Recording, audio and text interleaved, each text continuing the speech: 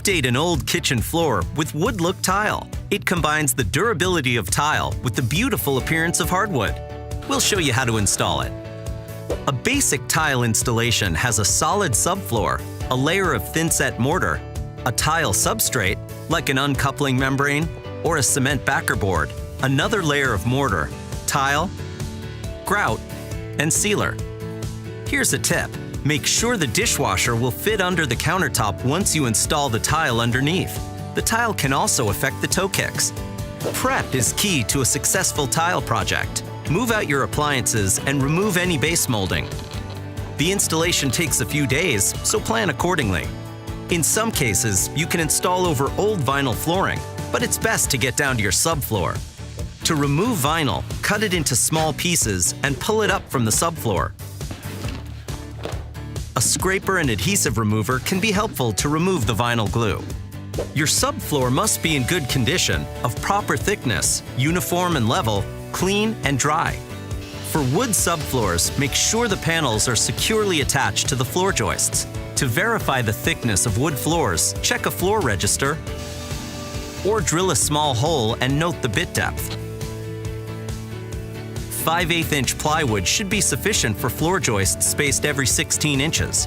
Add another layer of OSB or ply if your subfloor isn't thick enough. Next, make sure it's uniform. A flat subfloor is extremely important to keep plank tiles from cracking. Use a leveling compound on low spots or sand high spots. Finally, make sure your subfloor is dry and clean. With the subfloor prepped, you can install the substrate. The two options are cement backer board or a thinner, waterproof uncoupling membrane, which is ideal for kitchens. Before you install the substrate, prep the door jambs. Stack a floor tile on a piece of the substrate against the trim.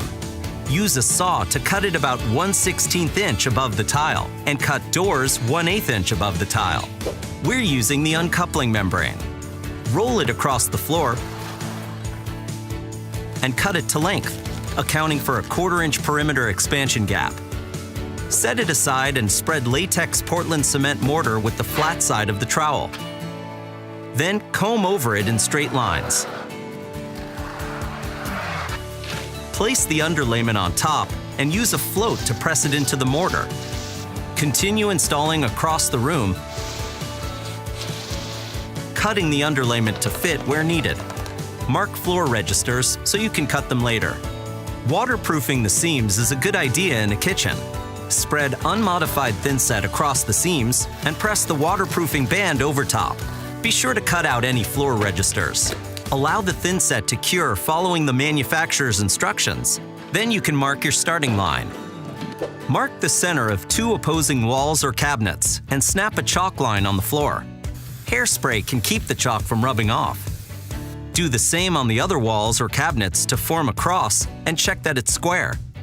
Measure from the center to the starting wall, subtract the 1/4 inch expansion gap and the width of 2 tiles and spacers. Mark this distance at the ends. Snap a line between to get a straight line near the wall. Do a dry layout with spacers to see if you'll have skinny pieces near the perimeter. Make adjustments and re-snap your starting line if needed. Position a straight edge on the line and hold it in place with bags of mortar or grout. You'll start laying the tile with this row. Mix unmodified thinset for large format tile following the directions. Spread it over a small work area, pressing it into the cavities of the underlayment. Now, spread additional thinset and comb it with the notched side of a 1/2 inch by 1/2 inch notched trowel held at a 45-degree angle. Don't make swirls. Next, back butter a tile with a little bit of mortar and press and twist the tile into the thinset along the straight edge. Make sure to collapse the mortar ridges. Finish laying the tile for the first couple of rows, placing 1/8 inch spacers in between and frequently checking that the tiles are even and level. After a couple of rows are down, you can install the row against the wall where you used the straight edge. Continue laying the floor a few rows at a time. Stagger the joints no more than 1/3 the length of tile. A wider stagger might cause lippage, a difference in height between adjacent tiles, because long plank tiles are often crowned in the middle. Periodically check the tile backs to make sure there's full contact between the mortar and tile. If not, back butter again, or use a trowel with larger notches. At row ends, you'll need to cut the planks. Just mark and cut with a tile cutter or wet saw. At doorways, install transitions while the thin set is still wet. Also, as you're working, wipe up excess mortar with a wet sponge. Remember to leave a 1/4-inch expansion gap between the tile and wall. After the thin set is cured for 24 hours, apply a tile sealer following the directions. Then you can grout the joints. Try to match the tile color for that hardwood floor appearance. Mix the grout following the directions, usually a paste-like consistency. Press it into the joints with a rubber float, pulling it diagonally across the joints and removing the excess. Do not fill the expansion gaps along the wall. After about 20 minutes, wipe the grout lines with a clean, wet sponge. Remaining residue can be removed with a haze remover. After grouting, don't walk on the floor for about 24 hours. When the grout has dried, apply silicone sealant to the expansion joints and apply a grout sealer to help prevent stains. Then reinstall the moldings. Finally, replace everything in your kitchen. A new floor with the benefits of tile and the handsome look of hardwood.